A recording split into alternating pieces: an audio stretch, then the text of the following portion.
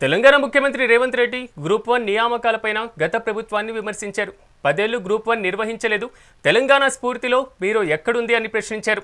వారు ఆర్ఎంపీ డాక్టర్లను కూడా కమిషన్లో సభ్యులుగా నియమించారని ఆరోపించారు. తనపైన 2-3 కోట్లు తీసుకొని ఉద్యోగాలు ఇచ్చానని చేసినటువంటి ఆరోపణలు నిరాధారమని, ఉద్యోగాల్లో ఎవరికైనా కనీసం ఛాయ్ అయినా తాగేటువంటి అర్హత ఉందా అంటూ ఆయన ప్రశ్నించారు.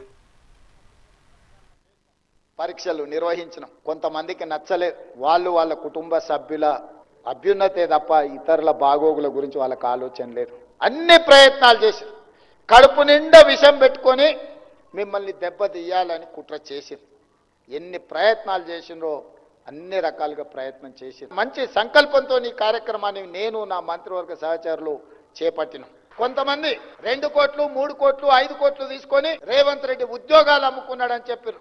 నేను అడుగుతున్నా, ఇక్కడున్న 562 మంది ఎన్నికైనా ఎంపికైనా మిమ్మల్ని గుండెల మీద చేసుకొని చెప్పండి, ఎవరితోనైనా ఛాయ్నైనా తాగానా?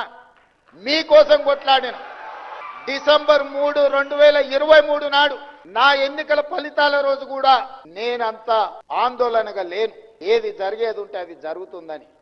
కానీ మీ నియామకాల విషయంలో అంతకంటే ఎక్కువ ఆందోళనతోని ఏకాగ్రతతోని మీ భవిష్యత్తు కోసం కొట్లాడినా. మీ భవిష్యత్తే మన భవిష్యత్తు, మన భవిష్యత్తే మన తెలంగాణ భవిష్యత్తు.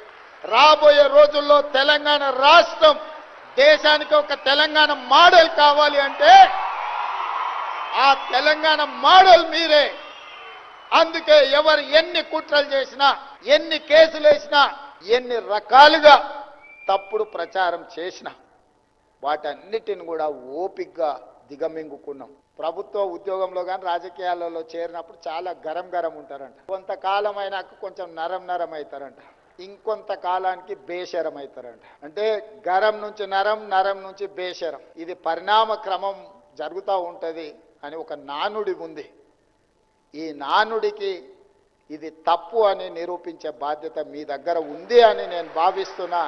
మీరందరూ కూడా ఖచ్చితంగా తెలంగాణ ఉడుకు రక్తాన్ని ప్రదర్శించి తెలంగాణ భవిష్యత్తు నిర్మాణానికి మీరు సహకరించాలి. పేదవాడు నిస్సహాయుడు నీ దగ్గరకు వచ్చినప్పుడు సహాయం చేసేటప్పుడు మీ కళ్ళల్లో మీ తల్లిదండ్రులు గుర్తు రావాలి.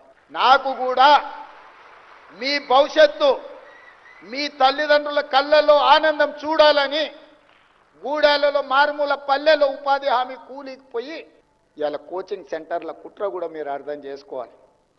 మిమ్మల్ని సంవత్సరాల కొద్దీ అశోక్ నగర్ చౌరస్తాలను, దిల్సుఖ్ నగర్ చౌరస్తాలను, అమీర్పేట చౌరస్తాలను నిరుద్యోగ యువకులుగా హైదరాబాద్కు వచ్చి 5 ఏళ్ళు 10 ఏళ్ళు ఈ సెంటర్లలో తిరుక్కుంటూ వెనక్కి ఊరికి వెళ్ళలేక, తల్లిదండ్రులకు మొహం చూపించలేక, ఇక్కడ ఉద్యోగాన్ని సాధించలేక మీరు పడుతున్న నరక యాతన వాళ్ళకు ఆదాయాన్ని తెచ్చిపెట్టే వనరుగా మారింది.